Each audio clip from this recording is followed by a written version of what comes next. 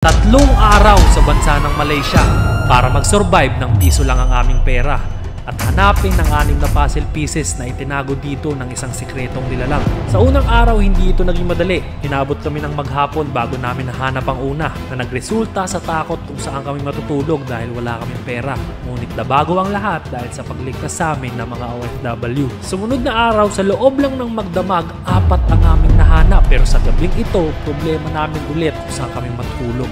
Hanggang sa hindi inaasahang milagro, nakapulot kami ng 50 ringgit na naging daan para makahanap kami ng hotel. Kinaumagahan, ang goal ay ang huling puzzle pieces na nasa loob ng kuweba. Naglakad kami papunta dun hanggang sa napadpad kami sa lugar kung saan parang hindi na pwedeng maglakad, kaya sumakay na lang kami sa tren. Pagdating namin dito, sinalubong kami ng mga unggoy pero inakyat pa rin namin ang hagdanan agad at nandito nga ang huling puzzle pieces para makauwi kami sa Pilipinas.